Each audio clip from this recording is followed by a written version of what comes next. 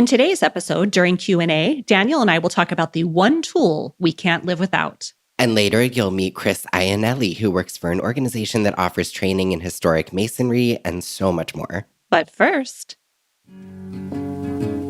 I'm Stacy Grinsfelder. And I'm Daniel Cantor.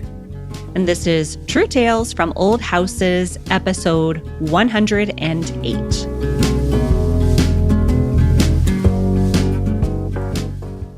Hey, Daniel, Happy New Year. Hi, Happy New Year to you. And Happy New Year to everyone who is listening. I cannot believe it is 2024. I know. Is that like even a real year? That sounds like sci-fi. Right. Something that I talked about way back in high school. I'd be doing, I don't know, something amazing in my flying car. But here we are in 2024. Right. I'm still waiting on those flying cars. How was your holiday season? You're back in Blake Hill House. You were gone for a while. Yeah, everything was great. And I'll tell you all about it. But before I do, I want to say thank you to our season 10 sponsors, the Craftsman Store and Sutherland Wells. Thank you and Happy New Year to our sponsors.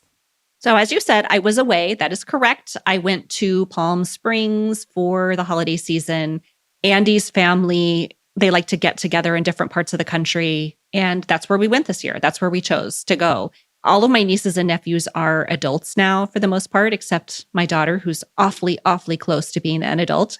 And it's just fun to get everyone together, the cousins and whatnot. They don't celebrate Christmas, so it wasn't a Christmas vacation as such, but it was during the holiday season, and we had a blast.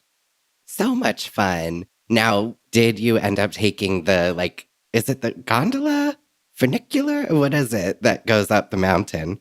It is not a funicular, which is such a fun word to say. It is a gondola. And no, we didn't get to take it because the day that we had free, it was very foggy and cold. And so even if we'd made it to the top, we wouldn't have been able to see anything. So we kind of just put those plans on hold.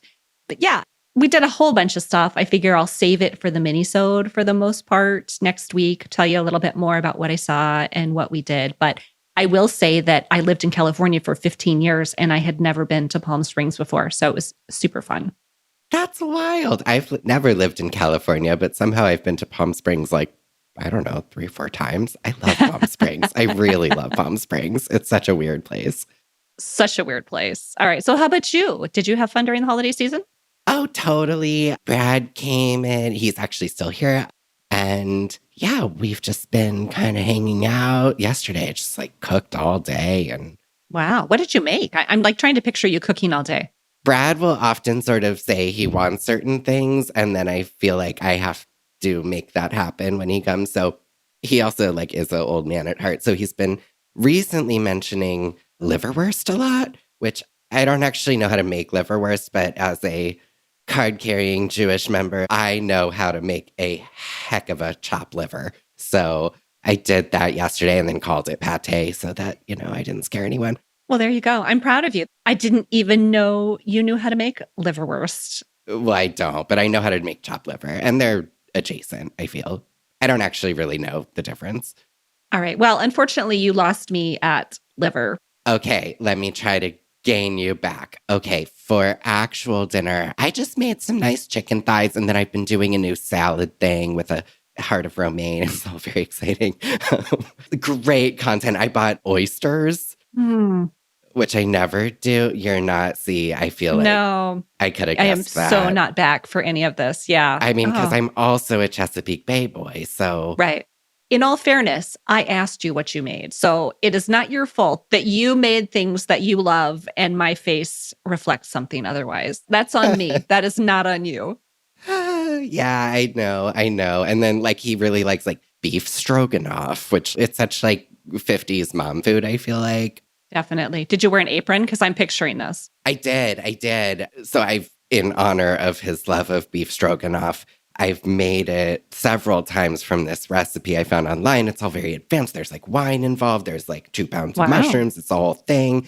And he's like, well, what about just Stouffer's? And I'm like, no, how dare. And then last time I was home at Thanksgiving, my mom was like, I have a great beef stroganoff recipe. And in very mom form is 3 ingredients, 2 of which are from a packet. One is Campbell's soup mix. And so I made that desperately hoping he'd be like, oh, honey, yours is much better than this garbage recipe. And I think he thought He loved it, didn't he? Yeah, he did. Oh, that's so funny. Anyway, Oh my that's gosh. all the exciting information about my cooking. I What am love it. doing? I love it. Well, we do have a few announcements today, and one is super duper important. No, this is great. This is great. I love shaking up the format. It's wonderful. But last month, we did this giveaway for a signed copy of the book, Cheap Old Houses, An Unconventional Guide to Loving and Restoring a Forgotten Home by Elizabeth and Ethan Finkelstein. And we have a winner. You ready? Ooh, yes. We have a winner, and it is Kelly Gears. Kelly, congratulations. Congratulations, Kelly. Enjoy it. Definitely. And Kelly, I'm going to contact you by email. I have it here on the podcast just in case. Sometimes my email goes right to spam. So hopefully you're listening and you will look in your spam folder for the winning email. Another great way to kick off this new year for you specifically would be to subscribe and leave a rating or review of this podcast. We appreciate it. It boosts us in the rankings and draws new listeners in. Absolutely. We've been getting some really lovely 5-star reviews and also written reviews. Nice. It just warms my heart whenever I read those. Definitely. So thanks, everyone. Yeah. Thanks to everyone who's done that so far, for sure. The last announcement I have today is that I am hosting another trip through holiday vacations. Woo woo. Yeah. So at this point, it's just a save the date for you. The dates we'll be traveling are September 7th through the 17th. The first year I did this, we went to Scotland and Northern Ireland. Last year, we did Montreal, Quebec City, and the Canadian Maritimes. And this year, we are going to England. We are going to start and end in London. There's lots of stuff in the middle. I'll get to that later in the season through a blog post on Instagram if you're interested. One of the places I am most excited to see is Port Isaac, which is where one of my favorite BBC TV shows is filmed, Doc Martin. I hope that rings a bell for other people. Otherwise, we'll be seeing a lot of architecture. I'll get into it, like I said, later. You said Doc Martin. I'm like, those real punk shoes from the 90s. Yes. That's okay. We can talk about those shoes too. Do they wear those on the show? They don't, but I like Doc Martin shoes and I love the TV series Doc Martin. Anyway, if you are interested in traveling with me September 7th through 17th through holiday vacations, more information is forthcoming and I'll let you know. How much fun. Mark your calendars. All right, we already talked about our holidays, but you had an update or something for us, right? From the last episode with Brenden Brody. That was a super popular episode. He was a wonderful guest, and I got lots of really good feedback about him and the Q&A portion and the work that he does here in Buffalo. Yeah, he was great. My actual boyfriend was like, he should really be co-host, not you. He's deeply unsupportive. Well, I, for one, am glad that you are my co-host, but you do have some follow-up information from that interview, correct? Yes, I'm proving my usefulness by swooping in with some interesting facts. So in Brendan's interview, he mentioned that there's a lot of flooring that he works on in the Buffalo area. It's about 3/8 inch thick, I'm pretty sure is what he said. And it seems to be sort of specific to the region, but he didn't have like a ton of information about it. So I'm going to try to stumble my way through this information. So a lot of this comes from Brad because he lives in Rochester, which is very close to Buffalo, of course. And they have these floors there that I don't think I've ever seen outside of like his house, basically, that they call Rochester carpets. And a Rochester carpet is actually a wood floor. So in the late 1800s, we sort of covered some of this before, parquet flooring became very, very popular. So that very thin flooring that started going in around the end of the 1800s as a really nice, clean, more kind of hard-wearing thing that could go right over your older pine subfloors, which I believe traditionally, generally were like wall-to-wall carpeted. Interesting. But this was also sort of the area of like everything being very sanitary starting to come in. And so it makes sense, I think, that they wanted something hard-wearing that was easy to clean. So most of that flooring was about 3/8 of an inch thick and was manufactured in widths of about 1.5 to 2 inches, but it was still tongue and groove, which is interesting because it was so thin. And then in 1883, in Rochester, New York, there was a company founded called the Wood Mosaic Company. And they began to promote their very thin, so this was actually 5/16, so even smaller than 3/8, square edge floors. So they were face nailed down. This was around the turn of the century. So they start marketing this obviously locally, but really around the country. So I guess it came in kind of a roll with a canvas backing, and then you would just literally roll it out onto your floor like a rug. And so there were more that popped up around the country, but it is pretty unique to kind of the Western New York area. There was a company called Interior Hardwood Company out of Indianapolis that also made wood carpet flooring. And that's pretty much all I know about it. But it is very cool. And with the Rochester carpet flooring, those boards are really, really narrow. So I think it was just a very economical thing because they could use, it was still oak, but it wasn't kind of these long lengths or wide widths. It was just these little tiny boards. And it is very beautiful. I like it. It's pretty. But yeah, it's one of those that takes a certain touch because it's so thin. All right. So I have follow-up questions for you. And if you do not know the answers, then we'll just table this. Fake it. No, let's not fake it. Let's table it and then come back to it on another episode. We can have more time to look into this and find more information. But first follow-up question. Did this floor post-date original hardwood flooring? Like after that flooring wore out, then you would remove that and then put this Rochester carpet down? I think actually the reverse was a little more common, like kind of finish wood flooring in the way we think of it today. I think that actually came around as a, popular and heavily used thing a little bit after this. This was sort of I think, in between like a pine subfloor with probably carpet over it and a newer, what we think of as hardwood flooring. Okay. So now you're talking about the 1800s. I don't think about wall-to-wall carpet. So what's that all about? I don't understand how that fell into it. And again, don't worry if you don't know the answer. We can look this up. Okay, I'm not like an expert, but I've read before that was very common. I think particularly in like wealthier homes to have these essentially custom wall-to-wall. So it was like heavily patterned, looked like a rug, but it really went wall-to-wall essentially. You see it a lot in like kind of period dramas. Like we were just watching Gilded Age. I was sleeping mostly because I can't, but it's so boring. But I noticed in some of the interiors, they had that. I know in my own house, one time I made contact with like the one person who's still alive who lived in my house before me. And she was the second owner, essentially. So when she bought the house, or her parents bought the house in the 60s, she distinctly remembers I have this big, grand living room off the side of the house. And it's the only room that never got a newer layer of hardwood flooring. It has linoleum. And she was like, I remember when we bought the house, that whole room had this carpet that was covered in cabbage roses, and it was so hideous. And there is this little built-in in the room that at one time I thought I was going to take out, and then I decided to leave it. But I did manage to cut a big hole in the bottom first to see what was underneath. And sure enough, there is carpet, and it's like stuck way in a corner. So it's not like it was like a rug that was in the middle of the room. It was right. Interesting. It's like old wool. It did look pretty hideous from what I recall. Cool. Anyway. I appreciate that follow-up. And I guess I would invite listeners to let us know if they have any more information about this through the contact form. I would be really interested in knowing if people out there have heard of this. What did you say, Rochester carpet? Yeah, I think they call it Rochester wood carpet. Okay. But they might mostly call it that in Rochester. I'm not. It could be. But yeah, I mean, the concept is the same elsewhere. We call it buffalo carpet here in Buffalo. Right. So yes. Of course. But I guess it really started in Rochester. In Rochester. Okay. Well, we can fight about this all day long, but I don't want to. Yeah, but let's not. Yeah.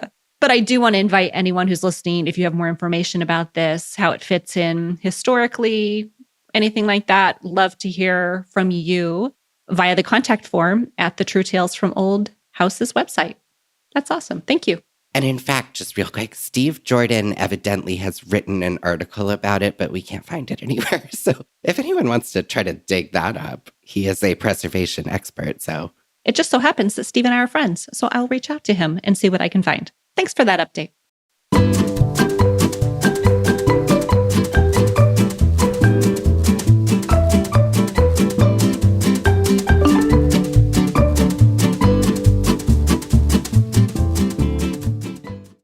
We are back and it's time for listener Q&A. I love listener Q&A. What we got? All right, well, we have a fun question today. This one came to us through the contact form on the True Tales from Old Houses website. And are you ready? I'm ready. The question is, what is one tool you can't live without?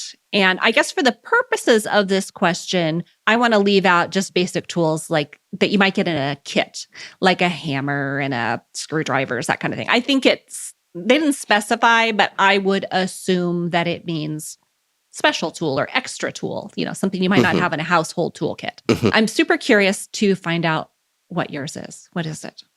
Okay, having given it a lot of thought, I think it is my oscillating saw. What's yours? It's the same. Are you serious? I'm dead serious, yeah. Okay.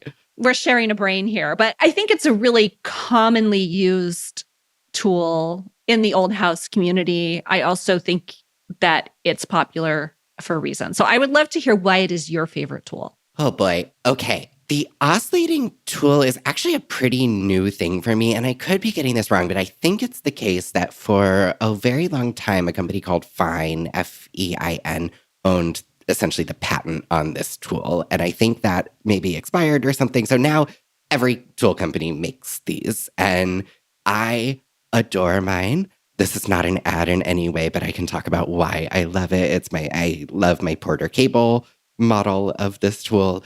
It's just an incredibly versatile thing. So I feel like it's kind of marketed for like undercutting like a door frame if you're installing new flooring and you don't want to rip off your moldings. It's great for that. I use it a lot of times in place of like where I would use a jigsaw, but I actually feel like I have a lot more control with it. I just think it's easier. And it comes with all these different attachments. I rarely use it, but they make a little sanding thing that kind of gets in spaces better than the mouse sander. I like that part. I do like it, but I will say the sanding pads are a little aggressive and the oscillating movement is a little aggressive. So you have to be really, really careful if you use that. Go in very conservatively at first and then scale up as necessary. That's what I find. I don't know. Maybe it just depends from tool to tool. Mine does have settings. Is yours like no. one speed? Mine's like on or off, basically. Oh, interesting. Yeah, I mean, I really love the one that I have because two things. I believe it is the case that Dremel, their blades are like proprietary for their device. And so you can't buy like off-market blades and have them fit, which to me is a deal breaker because the one thing about this tool that is not great is that the blades wear out really fast, I find.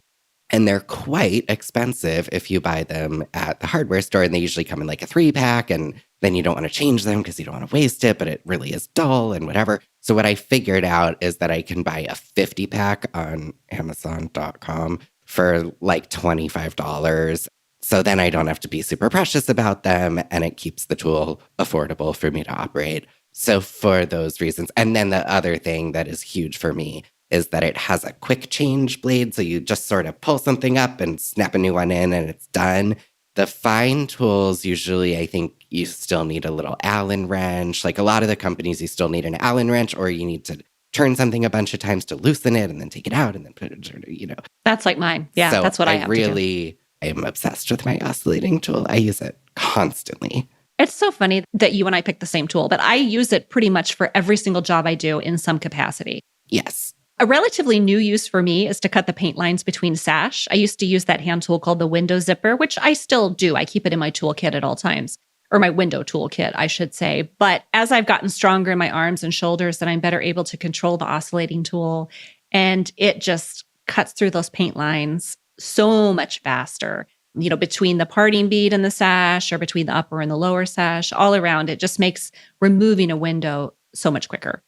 That is a very smart use. Do you use like a serrated blade or the scraper kind of blade? I use serrated, but scraper might be, if someone's doing this for the first time, it might be a good idea to start with the scraper blade just to see how it's going to respond in your hands. Because I do find that the tool itself, and maybe it's just me because I'm not, I don't have like arms of steel or anything, but the oscillating tool, it oscillates, it vibrates. And because of that, it can feel pretty aggressive if you're not used to handling it. So I would suggest maybe the scraper blade at first and moving to a saw blade.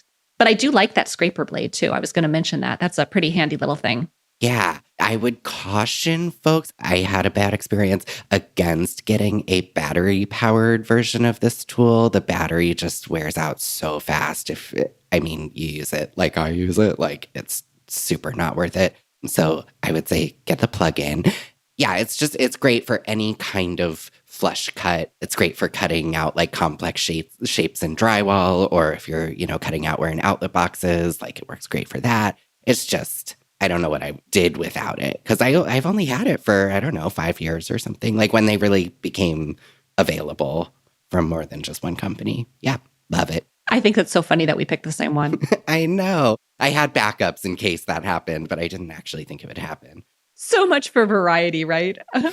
Oh, well, if anybody else has a question for the Q&A segment of this podcast, please do submit it through the contact form at truetalesfromoldhouses.com. Cool question. Thanks for that.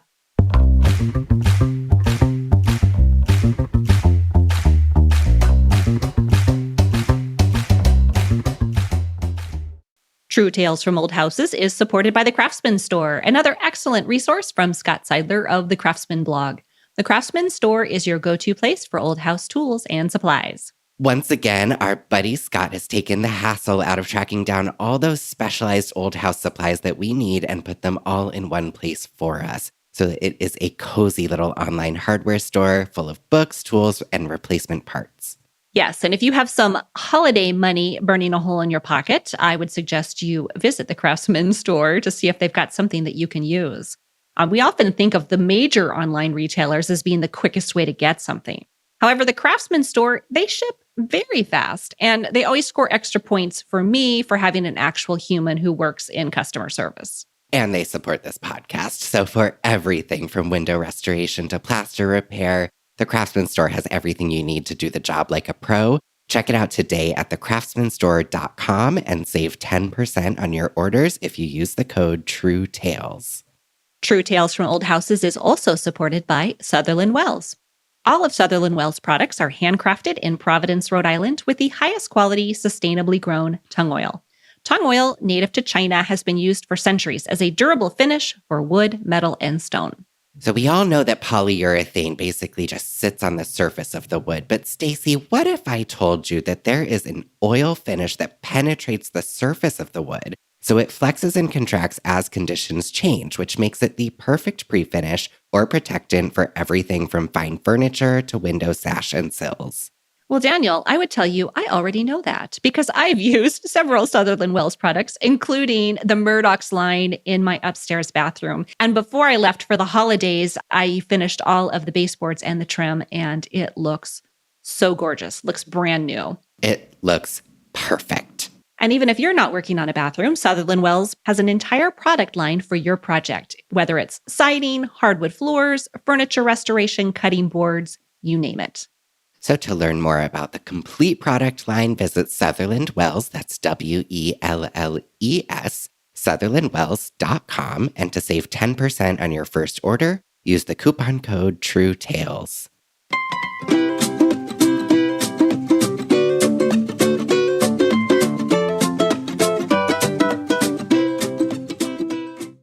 Our guest today is Chris Iannelli. And Daniel, Chris is someone that you met and brought to the show. Tell us more about that. I finally contributed something. Yeah, I met Chris at the award ceremony for the Excellence in Historic Preservation Award from the Preservation League of New York State. A project born out of his organization was another awardee at the event. So we got to talking afterward, and I just thought what he does is so cool, and we should really have him on the show. And I know we're kind of bearing the lead. We'll let him do all the explaining because the organization that he works for, they offer comprehensive services. So let's just launch into the interview and that will explain everything. Hi, everyone. My name is Chris Iannelli. I work at the door. I've been in workforce development for over 10 years. Welcome to the show, Chris. Good to see you. Thanks for having me. So I met you a couple of weeks ago at the New York State Excellence in Historic Preservation Awards from the New York State Preservation League. I hope I got all that right, where you guys were also a recipient of the same award. So maybe could you tell us a little bit about that project and how you're affiliated with it? Sure. Yeah, we've worked with Woodlawn Cemetery for a number of years, training young adults to enter the workforce through that preservation aspect of learning the skill of masonry, landscaping, and now bronze. So the partnership has been going for a number of years, and we were very happy to receive the award. It was an excellent night, especially having the students there. We had 3 young adults that were actually in the union now to come and represent our group, which was very nice to see them. Oh, that's awesome. I didn't even realize that. I was just going to say, when Daniel came back from those preservation awards, he said, we've got to talk to him. Like, this program sounds really neat. So I'm really glad that you're here. Thank you. I apologize. I'm a little unclear on the details. So you work at an organization called The Door. And then as part of The Door is the Bridge to Crafts Career Program. Am I getting that right? Yeah. I always say it takes a village to run this program. And on our side, we recruit them, we help train them, and then we ultimately place them. But we provide the embedded social service side of it. So a lot of our students are at risk. They're from underserved populations. And so they come with a different set of needs. So it's not just a training, with the chisel, the hammer, that side of it. It's really creating a holistic approach to identify the needs of them even before they start, and then have a smoother transition into the training, and then definitely get them into these jobs and careers. And it's not an easy task, but we've noticed that the more that we interact early on, even before they start that training, the results have been much better. And that would include like housing, healthcare.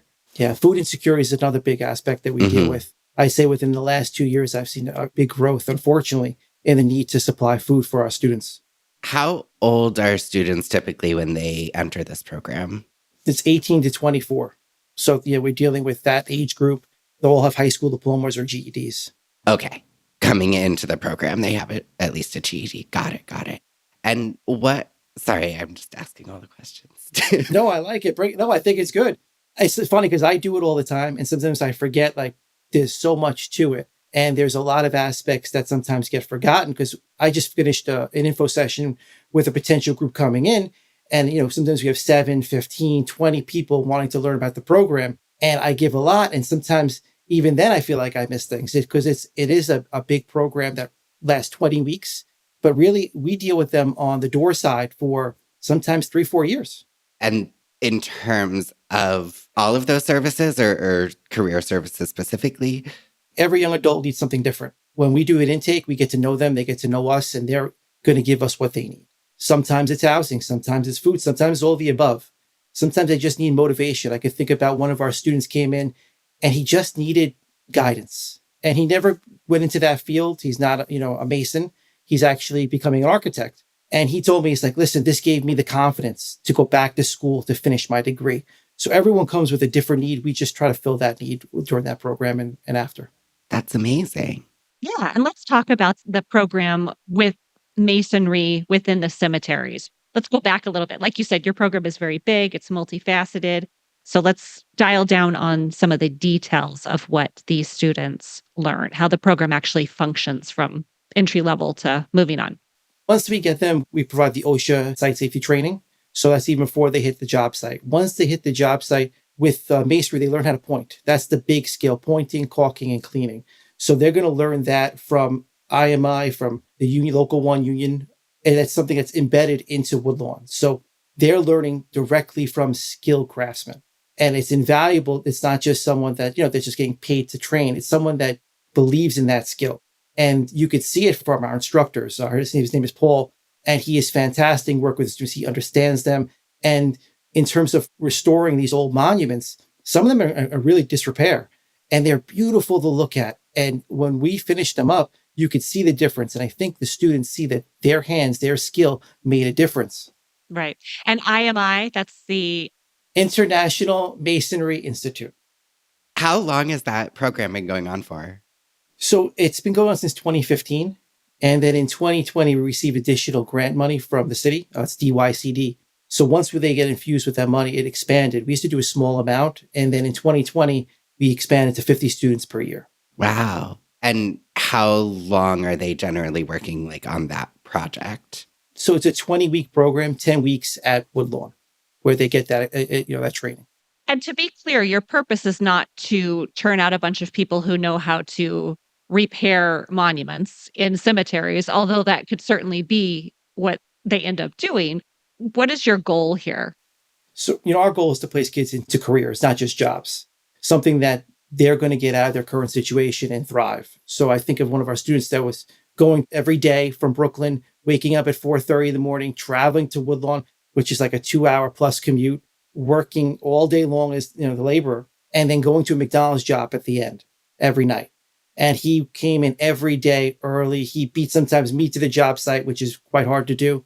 And now he's lurking in Local 79, where this is not just a job. This is a career. He's going to be able to retire from this job. That's the goal, is to get them into these gainful employment where they're going to succeed. That's amazing. Can I ask, do you have a background in the trade? How did you get into doing this kind of work? I'm a career changer. I always joke around every about 5 or 6 years. I decide, that's it. I'm done. Let me do something different. And so I originally started in the medical field, and I thought I was going to be my career forever. And I did that for about 6 years. And I really feel like, no, this is just not for me. I went back and I got my education degree. And I'm like, this is it. I'm going to become a social studies teacher. I'm a historian by trade.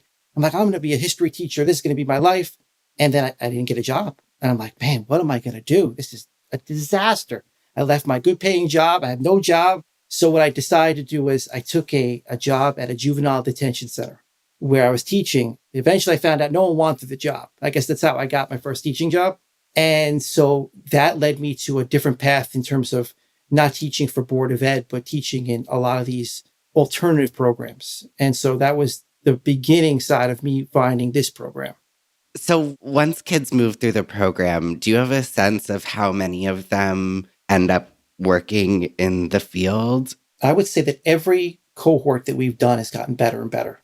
Like the last group we just finished, 90% completed, 90% of working in sector. And that's the goal. The city put standards on us about 70%. I like to push my team to let's go for 90. And the Greenwood project obviously is a pretty specific set of masonry, brass skills. Do you guys do plumbing, electric? Like, are there other projects where kids are getting into those trades? We have a few students that gravitate towards that after, and we try to angle them and try to let them apply for those unions because, the trades are where really we're positioning our students, whether it be the mason side with Local 1 or pushing them to general labor, or even carpentry. Right. And Local 1 is your union. Is that correct? Yeah, Local 1 is the masonry union. And there's different, like inside Local 1, you've got the bricklaying, you've got the PCC group. There's different groups within that one union too. And it's an education process because a lot of the students that come to me, they don't know even what a union is and the benefit of it. And then ultimately how much money you could make if you get accepted into one. So I'd like to know what it's like for a student. You say you take a holistic approach. So let's say you have a student who's crossed that 18-year-old threshold. How would they first find you? And then how does that work for them after they find you, the steps they take? We have done a very good job of building a network of people that actually refer the students. When I first started, we only were recruiting for like a month or two. And I said, let's just blow it open till we accept all year round. Let's interview them. Let's get to know them. Even if it's 3-4 months ahead of time, I feel like it's better to get them into the program, get them going early so that we can address some of those needs. And so first step is really just contacting myself or one of my team members. And then we do a quick Zoom, which I just finished. And I like to explain the program. I like to show pictures because, talking is one thing, but I think visually seeing it, a lot of the youth are gravitated towards the visual side of things. And so I show the program, I show videos. And after that, we like to meet them in person. So they come in, they do paperwork. And then we take them to Woodlawn where they'll meet the instructor. After that, it's just really a waiting game to start the program. So what if they need a service of some kind? How do you determine that? That's the intake process. So once after they get to the Zoom, they'll come in and then they'll meet with my coaches or myself. And then we'll do an intake. It could be a half an hour, get to know you. And we'll ask the questions that are tough, but that's how we find out what the need is. Some people are very open and they'll tell you like, this is all my needs. Some people may take a little more time. And that's, unfortunately a little bit of a challenge, but we understand that. Not everyone is going to come in saying, here's all my, my baggage and here it is open and help. That's why we like to definitely put that early on so that they can get comfortable with us. They get to know us. And then we do find out more as time goes on. Right. That's a good point. I mean, it requires a lot of vulnerability to be open and explain where they need more help, whether it's education or, like you said, food insecurity or some sort of mental health service, anything like that. Yeah, one change we did this year was we did a mobile pantry. So in the morning, I pop the trunk open and we've got food. So, to start the day, because a lot of them, you're asking them to do labor for 5-6 hours. They've been commuting for maybe 2 hours. So it's good to start the day with a nice snack. Yeah, that's great. So what would make somebody ineligible for the program? Age is one of them. Unfortunately, we get some people say, I just turned 25. What am I going to do? That's an unfortunate situation. We tell them early on, like, you have this window to get the services the city's offering. So the 18 to 24 would be the first thing. Some people don't have a high school diploma or GED, and we have a GED program built into the door. So I try to refer them, hey, come in, get your GED here. I'll get to know you. You get to know the team. And then once you finish that GED, we can transition you into this program.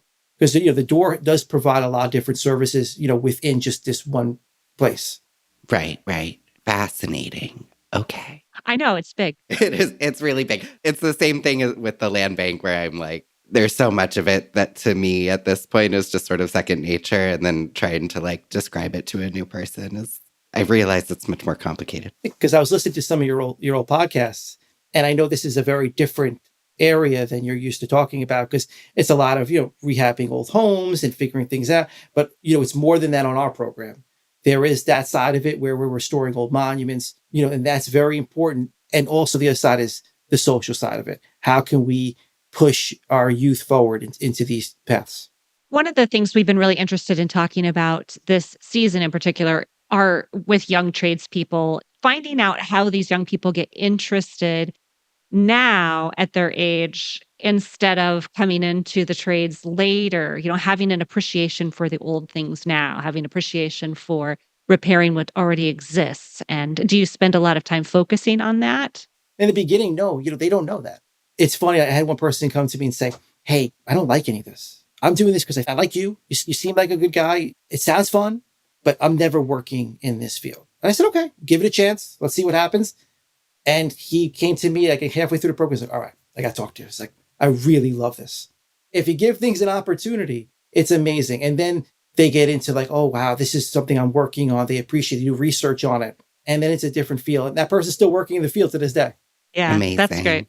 Well, and that's part of it too. I'm the mother to young people, and I know quite well that it works much better to soft sell it and move forward, soft sell it until it becomes their own idea than it is to just this is what you're learning and this is what we're doing. So I think it's a great approach to, I think cemeteries are a fascinating place, especially for young people. When they start working on these, I could put the youths, I sound like I'm 100 years old, but yeah, when they start working in cemeteries, I'm sure they're looking at headstones and realizing, wow, it's shocking how old some of those headstones are and how young the people were when they died, and just all different aspects of history and preservation. I think we like it, but when I explain it to them, they always go, what?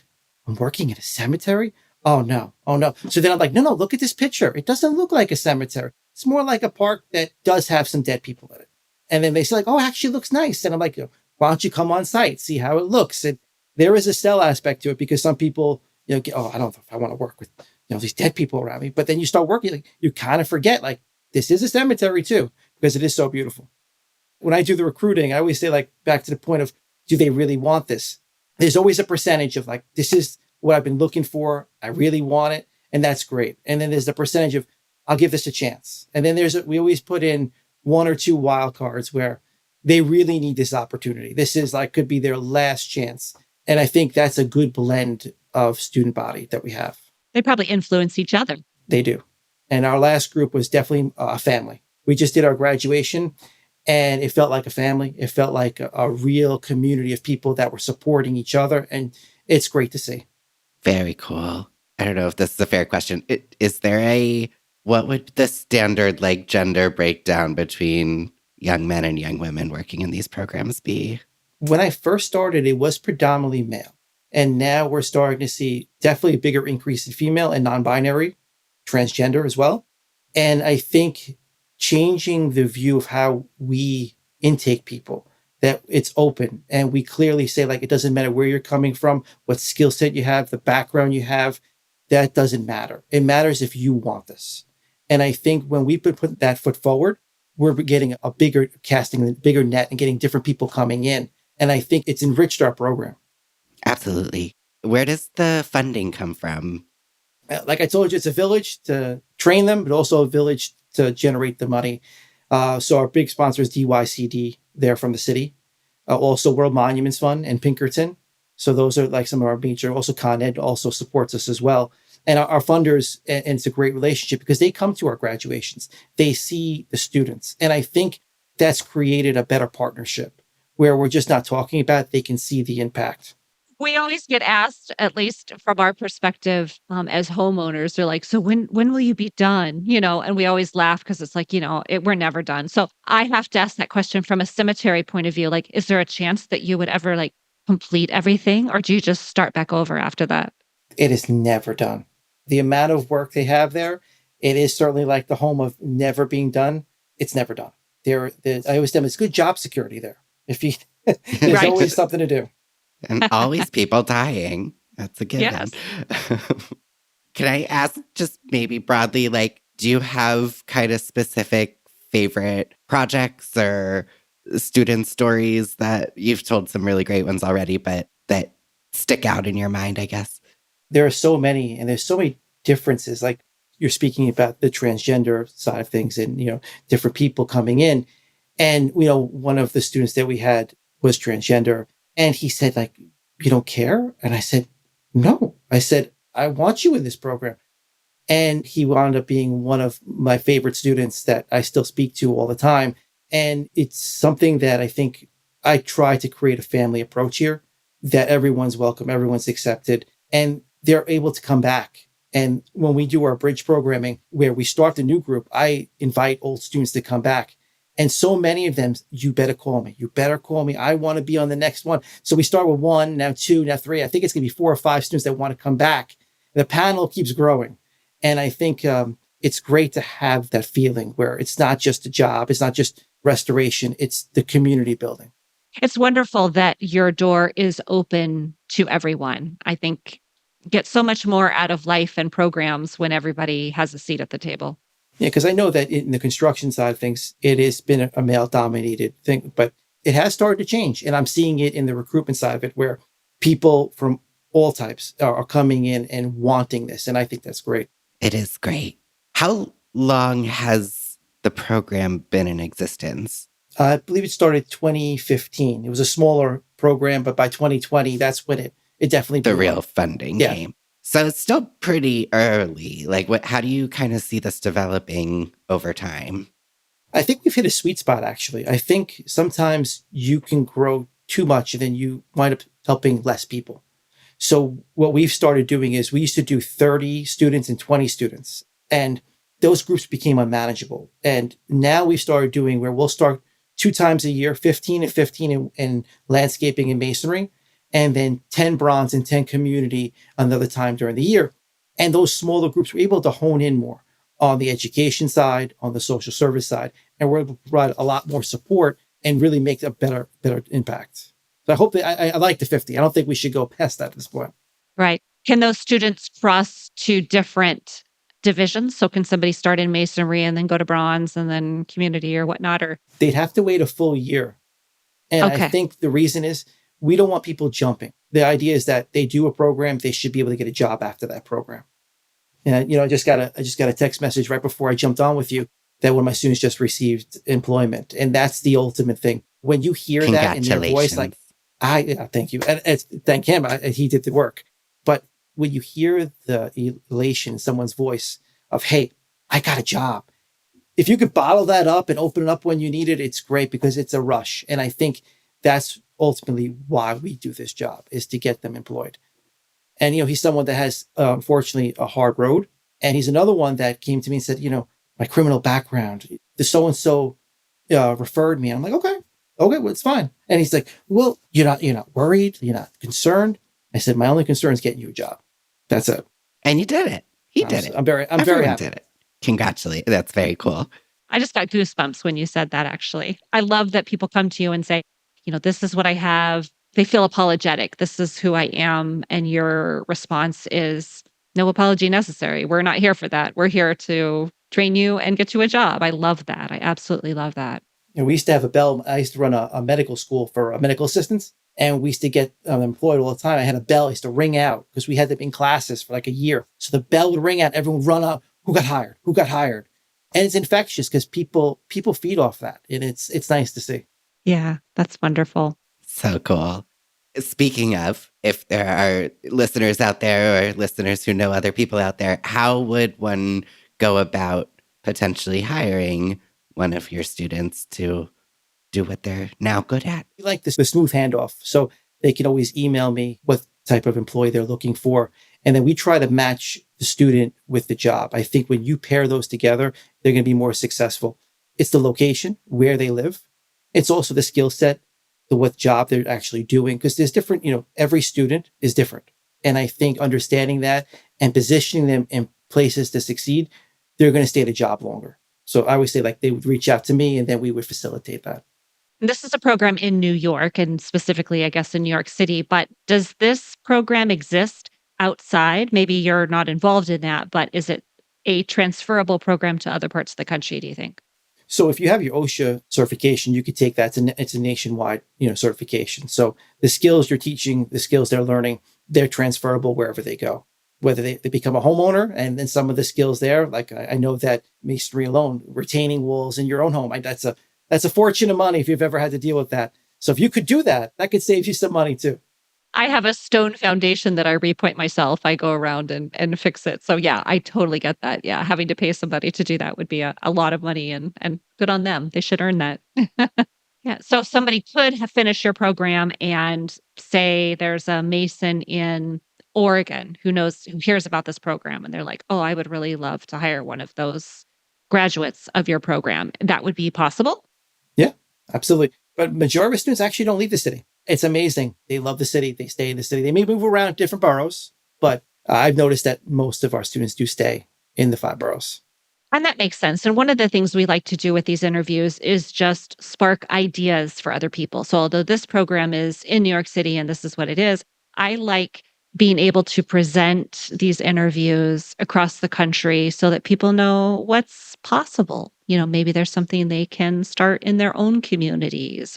I like for our listeners to know what's out there beyond their local circumstances. Yeah, and I hope this can be a model for other areas that do serve this population, where you expose them to something that they may never get.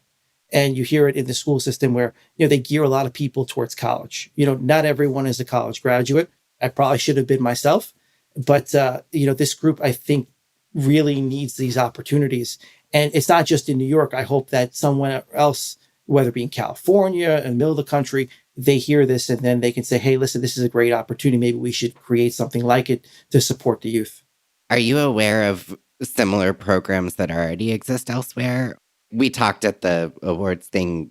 We have Youth Build here, which has elements that are similar. And I know Youth Build has chapters around the country, but certainly not all of the things that you guys provide. That's a very long way of asking. Are there other organizations doing what you do you think? I'm sure there are. I'm not familiar with any of them at this moment, but I think that to do it well, you do need a lot of partners, and you do need a lot of support from the training side to the funding side, and also the supportive services side. And I think if you can align those three, then it can be very successful. Yeah. And I appreciate your hyper local focus, because I think you get things done real locally and then that expands outwardly. But I actually live outside of Buffalo, New York. I'm on the other side of the state. And that would be a great program in Buffalo. There are so many options for people in our area for the trades, for sure. You always start small too. It's something that I think you can scale. You start with, 10 students, and then, you go from there and you see what worked, what didn't work. And then you can kind of make those changes as you go. We continue to tweak our program to ensure that we meet the needs of the students. That's wonderful. I'm so impressed. This is just great. Thank you, Chris. Well, it's not just me. I have a whole team at the door at Woodlawn, all the supporters and, people that continue to refer students to us, because we receive hundreds of applicants and we interview each one of them. And then we have to whittle that down. And, That's hard. there's so many moving pieces to it. It's not just me. So how many students have passed through this program? Do you have stats on that? In the last 2 years, we had 200 students. I was actually looking at this number because one of the funders was asking. I think it was 200 we did recently. I could actually get you the numbers too. It's pretty impressive. We were writing this for one of our funders. And I would say since we started in 2020, there was like almost 200 students enrolled. And then well over 160 have completed. Over 100 of them have received certification. And now in just this recent 2 years that I've been a part of it, we've maintained close to 90% where they're working in sector. And so, like I said, like we learned different things. Like we used to wait to the very end for them to apply to jobs. But now halfway through the program, resume is done, interviewing techniques we go through, and you should start applying because onboarding and getting a job takes quite a bit of time. So if they can start applying halfway through the program, then they can go from the internship to a job a lot quicker. So smart. That's such a high success rate. My goodness. Congratulations. Stacy, do you have more questions? Well, I know Daniel asked about maybe student profiles, for instance. I would love to hear just maybe 2 or 3 more of your, maybe some student profiles that really stand out to you in a positive way. We have one student that is finishing his second year now as an apprentice. And I've seen his growth because now it's 2 years working with someone. And in 2 years, while they work, you can see there's just a huge difference. He was very timid, very shy, always hungry. He's someone that now I see him as a leader. And in the 2 years, he's nowhere near where he was in the beginning. And, he's someone that I can rely on. I can call him up and say, hey, I need you to come in, speak to some students. He'll drop a hat and come in. And you see that. And that's a lot of things can be solved by getting not just a job, but start a career. And you could see his progression. We just recently heard that one of our students works at Central Park. She's a groundskeeper. She just celebrated 6 months there. They just gave her an increase. So they gave her a raise. And she's another one that started out very timid, don't know, like landscaping. The longer they were in the program, it felt like they just continued to gain more confidence. And then they nailed the job. They said, like, you need a license. I'll go get a license right away, obtained her driver's license, and now is in, a full-time landscaping job, which, it's not everywhere. A lot of these are seasonal jobs. So obtaining and securing that full-time job is not an easy task. And now she's celebrating 6 months, and I think the future is very bright. Central Park is quite a place to work, too. It is. We worked there for 3 weeks. This time around with the Bronze Group, we work with Central Park, and it's beautiful to work there. I forgot how big it is when you start walking around. So big. It just goes on and on. Is Central Park, is the landscaping governed by the state park system, or is the city park? How does that work? I believe it's City Park. Okay. All right. So maybe SHPO standards, probably. State Historic Preservation Office standards. It's my turn to use an acronym that maybe we don't all know. We love acronyms in the housing sector. I know you're, largely and primarily funded by grants, but do you guys take donations? And how could we direct listeners to do that?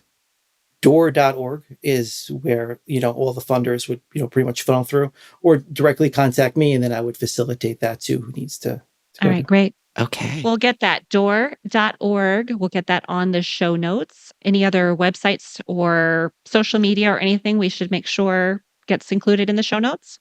Just my email address is probably the best contact for the program. Wonderful. Is there anything that we missed that you'd like to express in some form? I think we covered a lot. I mean, is there anything else that you guys want to know about the program that maybe I forgot? I guess sort of alongside the donation, are there ways for people to volunteer, get involved in other ways, or potentially tradespeople getting involved as guidance? Or during that bridge programming, we invite a lot of different supporters and local ones and local groups to come in and speak to the groups. I think hearing from people that have been in that trade for a long time. So if there's anyone that ever wants to speak to youth about the benefit of working, with your hands, I think it's definitely something that we would welcome, because we do have a host of people that come in. And I always think like it's different from me talking about it, but someone that worked in the trade for, 20 years giving their input, I think is much more valuable. Yeah. And that would be any trade or specifically masonry? No, I think exposing the youth to different avenues is very important. Not everyone's going to become a mason.